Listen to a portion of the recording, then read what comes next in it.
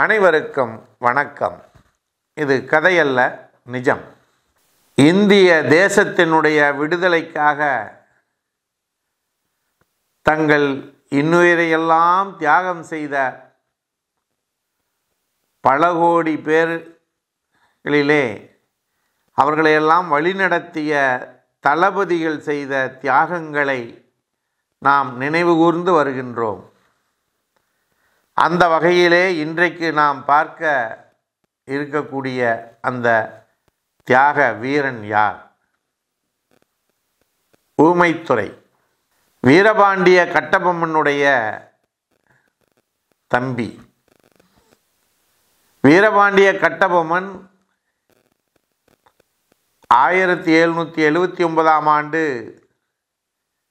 கயத்தாறிலே தூக்கிலிடப்பட்ட பிறகு ஊமைத்துரை அவர்கள் தன் தலைமையின் கீழே போர் படையினை ஏற்படுத்தி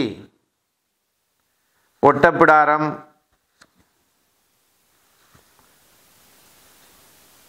விளாத்திக்குளம் போன்ற பகுதிகளை தன் வசப்படுத்தி ஆட்சி புரிய ஆரம்பித்தார். அந்த நேரத்திலே பசுவந்தனையிலே ஆங்கிலேய படையினர் முகாமிட்டு ஊமைத்துரையோடு போர் புரிவதற்கு தயாராகி வந்தார்கள். இதனை அறிந்த ஊமைத்துரை தன்னுடைய படைகளோடு இரவோடு இரவாக சென்று கொரில்லா முறையிலே தாக்குதலை நடத்தி பசுவந்தனையிலே இருந்த அத்தனை ஆங்கிலேய படையினையும் துவம்சம் செய்தார். அவர்களை எல்லாம் அழித்து ஒழித்துவிட்டு எக்காலமிட்டு தன் போர் படையோடு தூத்துக்குடி நோக்கி பயணத்தை மேற்கொண்டார். இந்த நிலையிலே ஆங்கிலேய படையினுடைய தளபதி மெக்காலே ஊமைத்துரையை எதிர்கொள்வதற்கு தன்னால் முடியாத நிலையிலே சென்னை, தரங்கம்பாடி, கல்கத்தா போன்ற பகுதிகளிலிருந்து ஒரு பெரும் படையையும் பீரங்கி படையினையும் தருவித்தார்.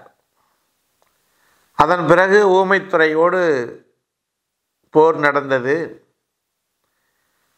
இந்த தாய் மண்ணை காக்க வேண்டும், தேசத்தை காக்க வேண்டும், தேசத்திலே நம்முடைய உரிமைகளை விட்டு கொடுக்காமல், ஆங்கிலேயர்களுக்கு விட்டு கொடுக்காமல், அடிமைப்படாமல் வாழ வேண்டும் என்பதற்காக நம்முடைய படையினர், ஊமைத்துரையினுடைய படையினர் போராடினார்கள்.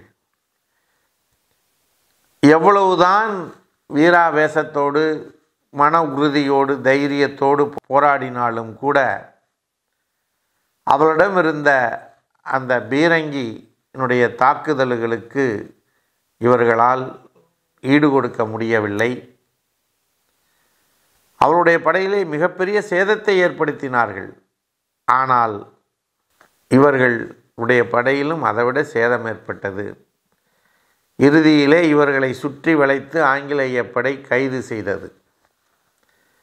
கைது செய்த பிறகு அவர்கள் மேலே அடுக்கடுக்கான குற்றச்சாட்டுகள், எதிர்த்து போராடியது, மக்களை தூண்டிவிட்டது, வரி கொடுக்காமல் இருந்தது என்று பல குற்றச்சாட்டுகளை இவர்கள் மீது சுமத்தி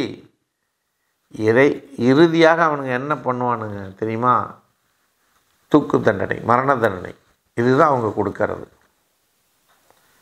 அப்படிப்பட்ட நிலையிலே ஊமைத்துரையும் அவரை சார்ந்தவர்களும் சொல்லுகிறார்கள், தங்களை பெற்று வளர்த்து தாலாட்டி சீராட்டி வளர்த்த அந்த பாஞ்சாலங்குறிச்சி தாய்மண்ணிலே எங்களை தூக்கிலிட வேண்டும் என்று கோரிக்கை வைக்கிறார்கள்.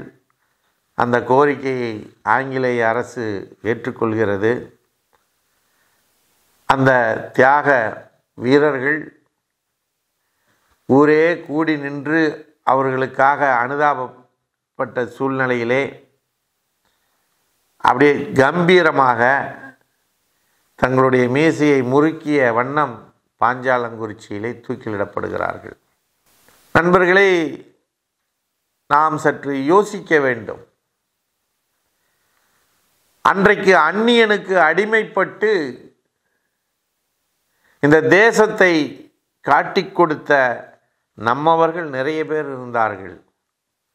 அதிலேயும் ஒரு கைப்பிடி மக்கள் அதை எதிர்த்து போராடி தங்களுடைய உடைமைகளையும் உயிரையும் பறிகொடுத்தார்கள்.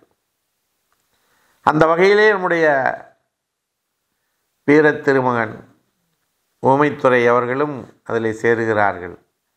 அதேபோல இன்றைக்கும் கூட நம்முடைய நாட்டை துண்டாடுவதற்கு, நம்முடைய நாட்டினுடைய கலாச்சாரம் பண்பாடுகளை எல்லாம் அழிப்பதற்கு, நம்முடைய